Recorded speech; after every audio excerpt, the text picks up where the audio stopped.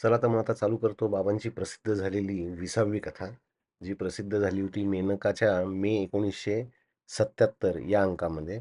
आणि कथेचं नाव आहे प्रतीक्षा. कॅसिनो ही मोठ्या अक्षरात लिहिलेली पाटी वाचताच मी त्या कॉटेजच्या आवारात प्रवेश केला. दाराशी गुलमोहर फुलला होता.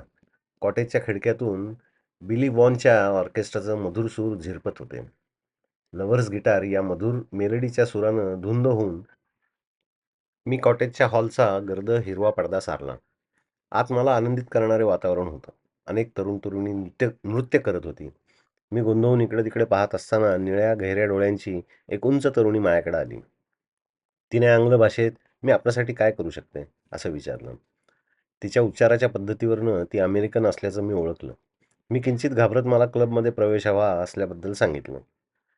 नंतरच्या तिच्या बोलण्यावरनं मला तिचे नाव लॉरेन असल्याचं समजलं. पिवळ्या जर्द फ्रॉकमध्ये ती फारच आकर्षक दिसत दिसत होती.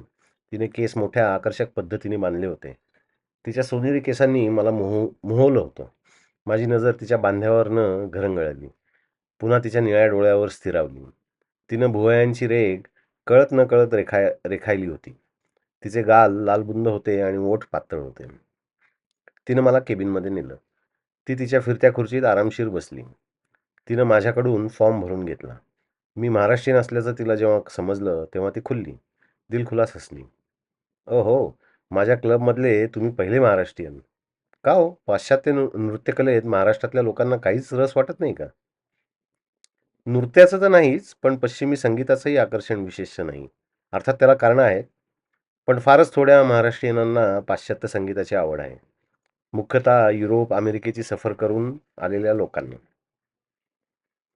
नाहीतरी तुमच्या हिंदी फिल्म्समधून सध्या इंग्रजी संगीतच ऐकवण्यात येतंय." आम्ही दोघं खूप हसलो.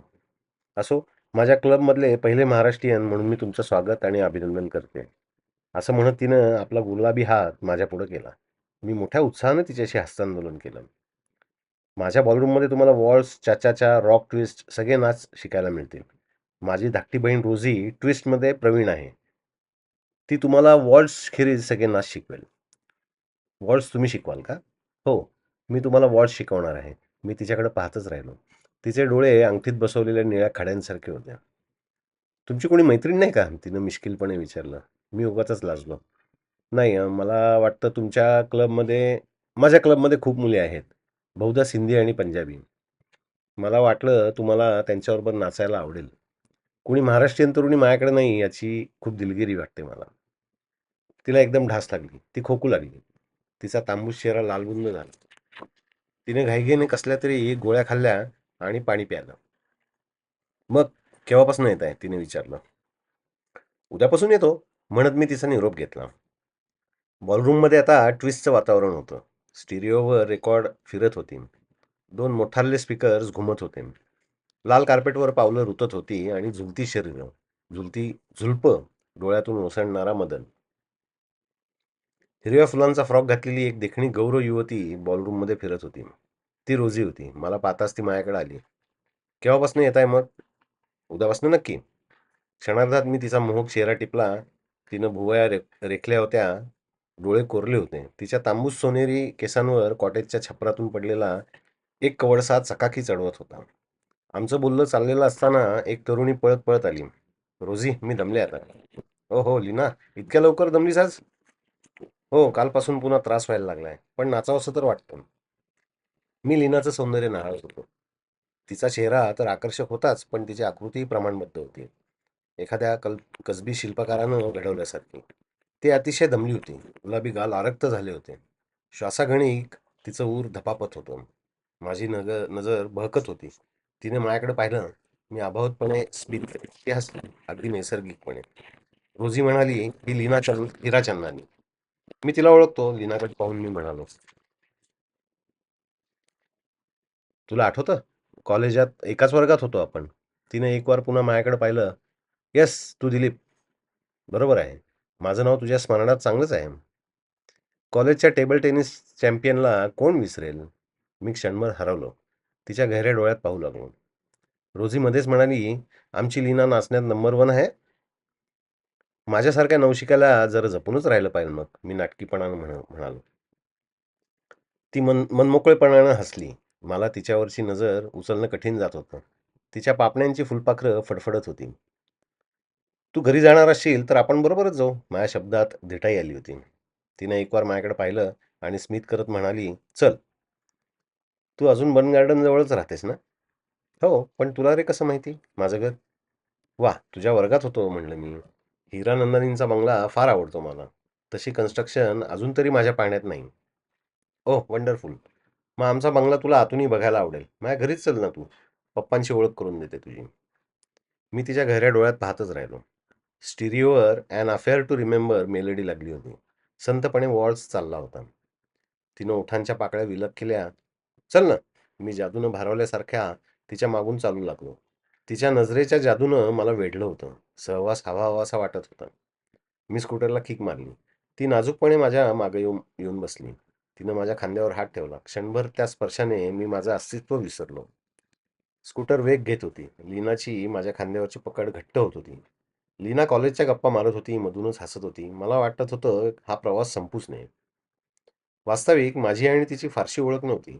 मी तेव्हा जरासा बुजरा होतो. मुलींशी बोलायचं म्हणजे धाडस वाटे मला. कॉलेजची ट्रिप अजंठा वेरूळला गेली होती. तेव्हा एका शिल्पाकडे मी भान विसरून पाहत असताना ती म्हणाली होती, "किती सुंदर शिल्प आहे." आणि त्या तरुणीच्या डोळ्यातले भाव किती जिवंत वाटतात नाही? मी दचकून तिच्याकडे पाहिलं होतं. तिच्या डोळ्यातल्या भावानं मला खिळवून ठेवलं होतं. मी भारावून जाऊन म्हणालो होतो, "हे एक शिल्प पाहिल्यावर कधी-कधी वाटतं आयुष्याला गती, वेग असं काहीच नसावं. सुखाचे क्षण असेच शिल्पाकृतीत बद्ध होऊन राहावेत." "तू बोलत नाहीस रे फारसा." लीनाच्या बोलण्यानं मी भानावर आलो. "तसं नाही, मला आपली औरंगाबादची ट्रिप आठवली." तिनं पुन्हा माझ्या खांद्यावरचा हात घट्ट केला. स्कूटर फाटकापाशी आली होती. गाडी आत नेऊन मी पार्क केली. त्या भव्य वास्तूकडं मी पाहतच राहिलो. घरात जाण्याऐवजी बागेतच फिरत राहिलो. "दिलीप, अरे मागं काय राहतोयस? मेहमानांना असं शरमणं शोभत नाही." "छे छे, शरमणं वगैरे काही नाही. बागेत मला जरा इंटरेस्ट आहे."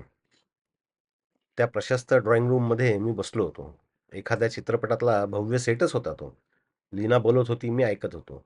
तिचे नाजूक गोड शब्द म्हणजे फुलांच्या ताटव्यावरून येणारा मंद मधुर सुगंध होता. मी तो सुवास भरून घेत होतो. जेव्हा तिने डिशेस आणल्या, तेव्हा मला फार वेळ गेल्याची जाणीव झाली. "मला ऑफिसला जायचं आहे अजून. फार उशीर झालाय." हातातला मोठा पापड नाचवत ती म्हणाली, "एक पापड खाल्लास की ऑफिस जाशील विसरून. म्हणूनच तुझ्या ऑफिसचा नंबर काय? फोनच करते सरळ. दिलीप आजारी असल्यानं ऑफिसला येऊ शकत नाही म्हणून." "चांगलं आहे. इतक्या लवकर कंपनीचं दिवाळं काढायचं नाही मला." मी हसत उठलो आणि फोनवर सेक्रेटरीला बोलवून घेतलं. तिच्याशी काही बोलून मी फोन खाली ठेवला. लीनानं माझ्याकडे एक तिरपा कटाक्ष टाकला. मीही त्याला उत्तर दिलं. ती हसत-हसत आतल्या खोलीकडे वळली. मी तिच्या प्रमाणबद्ध आकृतीकडे पाहतच राहिलो. तिने मला जबरदस्त मोहिनी घातली होती. त्यातून बाहेर पडणं केवळ अशक्य होतं. मी कोचाला रेलून बसलो. स्टिरिओवर वेडिंग डान्स वॉल्ट्झ संथपणे वाजत होता. एवढ्यात तिनं वडिलांना बोलवून घेतलं. "पप्पा, हे माझे मित्र दिलीप. कॉलेजात वर्गात होते माझ्या आणि पप्पा ते उद्यापासून कॅसिनोत येणार आहेत." मी कोचावरून उठलो आणि त्यांच्याशी हस्तांदोलन केलं. कर्नल साहेब साध्या घरगुती वेशात होते. पाईपच्या तंबाखूचा सुगंध दरवळत होता. "या डिशेसचा समाचार कधी घेणार?" त्यांनी हसत-हसत मला विचारलं. लीना कोचावर माझ्या शेजारी बसली. क्षणभर मी बुजलो. मग सरसावलो. जराशानं ती म्हणाली, "पप्पा माझे फोटो दाखवते याला." "हो, अवश्य. जरूर दाखव." लीना जेव्हा आत गेली, तेव्हा कर्नल साहेब उठून उभे राहिले. "मित्रा, लीनाचा फार जीव दिसतो तुझ्यावर. पण एक गोष्ट सांगतो तुला. तू काहीही करून तिचं नाचाचं वेड घालव. तिच्या प्रकृतीला झेपतच नाही ते. तिची प्रकृती फार नाजूक आहे. परवा खूप वेळ होशमध्ये नव्हती ती. तिच्या लहानपणापासून फुलासारखी जपली आहे मी तिला. आई वेगळी पोर म्हणून फार जीव आहे माझा तिच्यावर. आजही मी नको म्हणत असताना नाचायला गेली. मलाही तिचं दिल तोडवत नाही." मी स्तंभित होऊन त्यांच्याकडे पाहत राहिलो. "योग्य संधी आली की मी तिचं मन वळवेन." मी गंभीरपणे म्हणालो. तेवढ्यात लीना हातात अल्बम घेऊन आली. कर्नल साहेब आत निघून गेले. त्यांचे शब्द माझ्या कानात घुमत होते. लीनानं तिचे फोटो दाखवायला सुरुवात केली. अनेकविध वेशातले, काही तिच्या मित्रांबरोबरचे सुद्धा. निरनिराळ्या कोनातून घेतलेले तिचे फोटो फारच सुरेख होते. त्यातला एखादा फोटो मागण्याचा मोह मी कष्टाने आवरला. एवढ्या ओळखीत इतकी सलगी बरी नाही असं उगाचच वाटलं मला. पाहता पाहता 12 वाजले. मी घाईघाईनं निघालो. नकळत माझा हात हस्तांदोलनासाठी पुढे आला. तिनं माझ्या नजरेत आपली नजर मिसळली आणि आपला गुलाबी हात माझ्या हातात दिला. मी तिचा हात हातातच ठेवला. बऱ्याच वेळानं ती म्हणाली, "अरे उशीर होतोय ना तुला?" मी ओशाळलो. गडबडीने हो म्हणालो, स्कूटरकडे निघालो. ती हसतच राहिली. "बाय, उद्या भेटूच," म्हणत तिनं नखरेलपणे हात हलवला. तिच्याकडे पाहण्याचा मोह टाळून मी स्कूटर चालू केली. दिवसभर माझं कशातही लक्ष लागलं नाही. माझ्या डोळ्यासमोर लीना होती. तिचे लाडिक आविर्भाव डोळ्यासमोर येत होते. तिच्या कमानदार भुवया, नाजूक ओठ, मदाळ नजर, कमनीय बांधा आणि तिच्या तळहातावरचा मखमली स्पर्श. आणि मग कर्नल साहेबांचं बोलणंही आठवत होतं. इतक्या सुंदर शरीराला पोखरणारी ही कुठली व्याधी? निसर्ग सुद्धा माणसावर कधी-कधी घोर अन्याय करतो. लीनाचं मन मला जिंकलंच पाहिजे. दुसऱ्या दिवसापासून माझं नृत्य शिक्षण सुरू झालं. लॉरेन, लोझी या कलेत पारंगत होत्या. खूप दिवस या दोघींबरोबर मी नाचत होतो. लीना रोज क्लबमध्ये येई. सर्वांबरोबर नाच करी. मग संध्याकाळी माझ्याबरोबर लतीफ्स किंवा थ्री कॉइन्समध्ये येई. आम्ही दोघं एकमेकांच्या सहवासानं तृप्त होत होतो. लीना आता माझ्या जीवनाचा भाग होत होती. कर्नल साहेबांनी सांगितलेलं काम माझ्या हातून होत नव्हतं. माझे नृत्याचे पाठ बरेचसे झाले होते. लॉरेन रोझीनं मला आता इतरांबरोबर नाचायची परवानगी दिली होती. त्या दिवशी मी फार खुश होतो. लीनाबरोबर नाचायला मिळणार होतं. स्टिरिओवर समर इन पोर्तुगालची मेलडी घुमत होती. लीना तन्मयतेने नाचत होती. मी तिच्याकडे पाहत होतो. माझी पावलं चुकत होती. सूर धुंद करत होते. ताल भिनला होता. डोळ्यासमोर लीना होती, फक्त लीना. ती मधाळ नजर खाली झुकलेली, कधी धुंदपणे माझ्या डोळ्यात पाहणारी. वाटत होतं, कधीच संपू नये हे नृत्य. एखाद्या कोरीव शिल्पासारखं खोदून ठेवावं हे सुख. क्लबच्या महाबळेश्वरच्या ट्रिपमध्ये हेच सुख मी उपभोगलं होतं. गर्द राईतून फिरताना मी तिच्या कानात कुजबुजलो होतो. मग तिने विश्वासाने माझ्या खांद्यावर मान ठेवली होती. डोळे मिटून धुंदपणे ती माझ्या सहवासात आबोल होत होती. मी पुटपुटत होतो, ही वेळ, हा क्षण कधीच संपू नये. काळानं थपकून राहावं. ओथंबलेल्या नजरेनं आमच्या पृथ्वीला साक्ष व्हावं. ट्रिप संपली होती. धुंदपणे घालवलेले 4 दिवस सरले होते. माझ्या फर्मचं काम थांबलं होतं. नागपूर, भोपाळ, दिल्लीचे कस्टमर्स ओरडत होते. त्यांच्याकडे जाणं होत नव्हतं. माझ्या अनियमितपणाला माझा स्टाफ कंटाळला होता. नृत्यात मी अखंड बुडालो होतो. नृत्य आणि लीना याखेरीज मला दुसरं काही सुचत नव्हतं. अजूनही मी कर्नल साहेबांची इच्छा पूर्ण करू शकलो नव्हतो. वेळच येत नव्हती त्याची. ट्विस्ट कॉम्पिटिशनला एक आठवडा राहिला होता. क्लबमध्ये ट्विस्टची धमाल होती. आम्ही सगळे ट्विस्टची प्रॅक्टिस करत होतो. Come on, let's twist again. बॉलरूममध्ये चेबी चेकरचे सूर धिंगाणा घालत होते. लीना माझ्यापुढे नाचत होती. आता स्पर्श नव्हता. अंग प्रत्ययातून अनंग ओसाडत होता. धुंदी चढत होती. ट्विस्टचा ताल एकामागून एक मद्याचे चषक रिकामे करत होता. आम्ही सगळे वेड्यासारखे नाचत होतो. नजर बहकत होती. आता तालाला भयंकर वेग आला. सूरही चढत होते. इतक्यात लीना माझ्यासमोर कोसळली. मी तिला सावरू शकलो नाही. तिची शुद्ध हरपली होती. सगळीकडे गोंधळ उडाला. कुणाला काय करावे सुचेना. मी घाईनं लॉरेनच्या केबिनमधून पाणी आणलं आणि तिच्या तोंडावर शिंपडलं. तिची शुद्ध काही वेळ तरी येणं शक्य नव्हतं. रोझीनं डॉक्टरांना फोन केला होता. 8च्या सुमारास लीना शुद्धीवर आली. मी लीनाला घेऊन तिच्या घरी निघालो. लॉरेनने मला सांगितलं, लीनाला जगायचं असेल तर नृत्य बंद केलं पाहिजे. तिच्या वडिलांना तू हा निरोप सांग. लीनासाठी क्लबचे बॉलरूमचे दरवाजे आता बंद आहेत. लॉरेनचा निरोप मी कर्नल साहेबांना कसा सांगू शकणार होतो? माझं मलाच माहिती. लीनाला मी टॅक्सीतून घेऊन आलो तेव्हा कर्नल साहेब व्हरांड्यात पाईपचे झुरके घेत उभे होते. "लिनी, काय झालं तुला?" हातातला पाईप फेकून देऊन ते धावतच फाटकापाशी आले. कर्नल साहेबांनी अशा नजरेने माझ्याकडे पाहिलं की मला अपराध्यासारखं वाटू लागलं. या घटनेला 15 लोटला. मी रोज तिच्या घरी जात होतो. ती सुधारत होती, पण तिचा चेहरा म्लान दिसे. ती असह्य दुःख शोषित होती.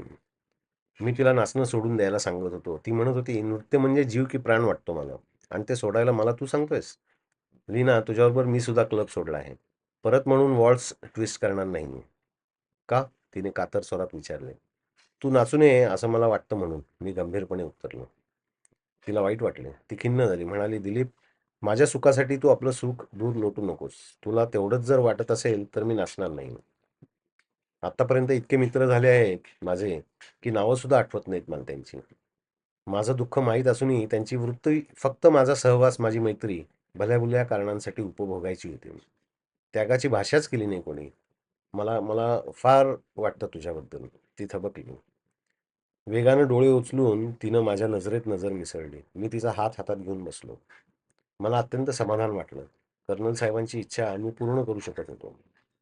माझा दिल्ली, भोपाळ, नागपूरचा दौरा खूप दिवस राहिला होता. एक दिवस मी लीनाला सांगितलं. ती म्हणाली, "लवकर ये, मला करमत नाही." मी सेक्रेटरीला फोन करून एअरलाईनची बुकिंग्स करायला सांगितली. शक्य तितक्या लवकर मला काम उरकून परतायचं होतं.